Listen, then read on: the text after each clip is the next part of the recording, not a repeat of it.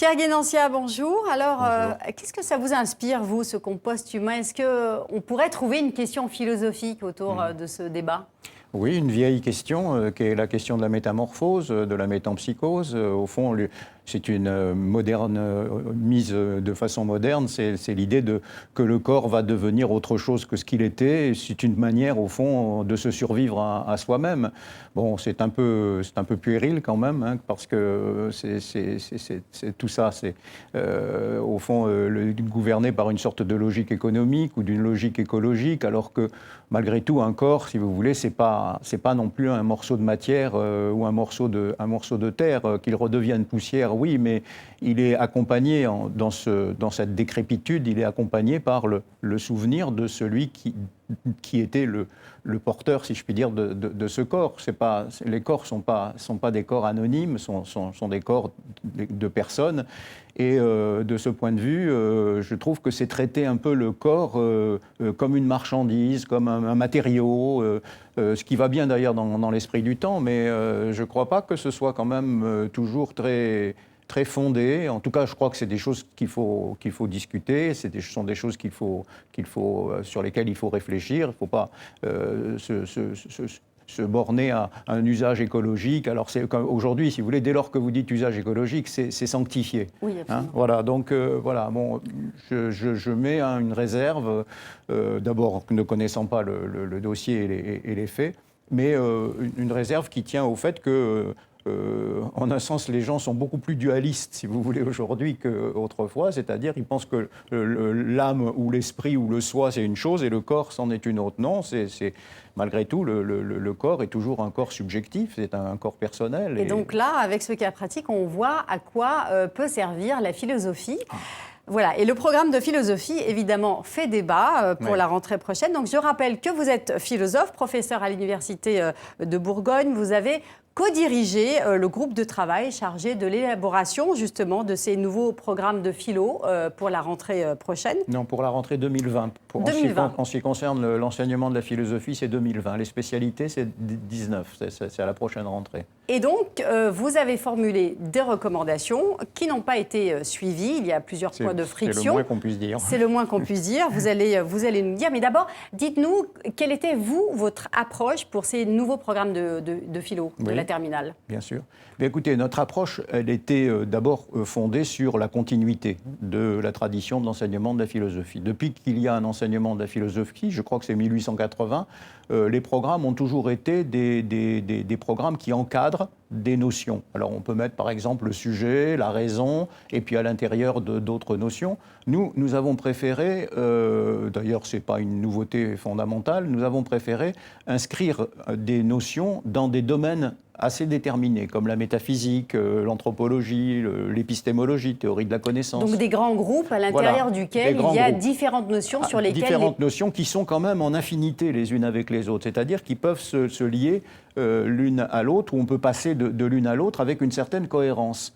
Au lieu que, si vous donnez un programme comme finalement le CSP Le CSP, c'est le Conseil supérieur des programmes d'autorité, sans nous consulter, sans la moindre discussion avec nous, qui avons pourtant passé une année à préparer ce programme, préférant une liste de notions, mais dans ces cas-là, c'est pas la peine de passer du temps pour préparer un programme. Il suffit de prendre les premières notions qui se présentent pour les inscrire dans un soi-disant programme. Voilà, donc si on comprend bien, votre démarche était de ranger des notions dans des grands groupes, voilà, de les structurer. Oui. De manière à établir des liens entre ces différentes notions. Voilà. Le CSP a préféré plutôt un ordre alphabétique. Un ordre alphabétique, comme un dictionnaire, comme un lexique, un ordre alphabétique, comme une liste de courses, si vous voulez. Hein. Voilà, on passe d'une chose à une autre, ou on passe pas. Enfin, il parle de liberté pédagogique, mais c'est plus de la liberté, c'est de l'indétermination. En fait, je crois qu'ils étaient incapables de construire un programme,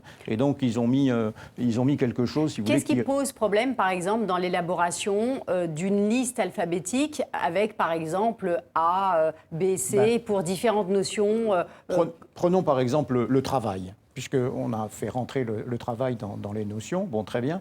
Prenons par exemple le travail. Si vous cherchez à réfléchir avec les élèves sur le travail en tant que tel, comme ça, bon, vous allez avoir des banalités, vous voyez, ça va être de la discussion.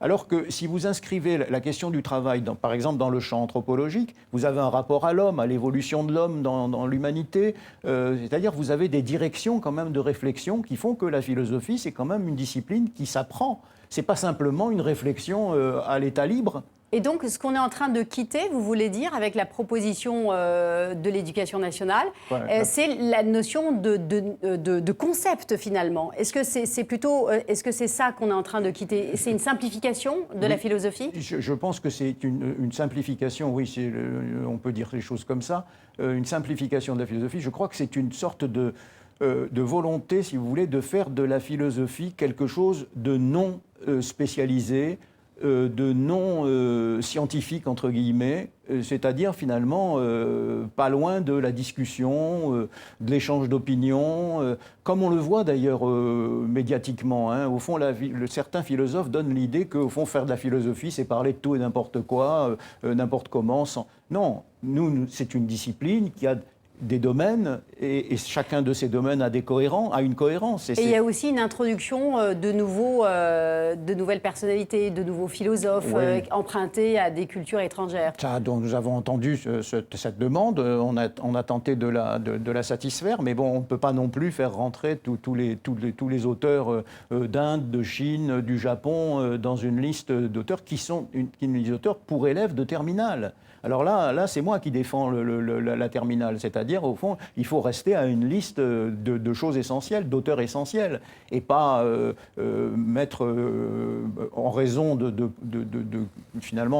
en raison de vouloir élargir un peu. De vouloir élargir, c'est des bons sentiments, si vous voulez. Hein, aujourd'hui, c'est les bons sentiments culturels, donc il faut élargir. Mais la question, c'est pas ça. La question, c'est de savoir à quoi ça sert pour les élèves. Et ça, je crois que j'y répondrai d'une façon très simple. Hein, pas rien. Ouais. Bon, et bien alors la réponse, elle est pour le moins très nette. En tout cas, c'est une discussion qui n'est pas fermée, hein, qui n'est pas terminée, qui va évoluer encore. On aura peut-être l'occasion d'en reparler. Merci beaucoup, Pierre Guénancia, d'avoir été notre invité.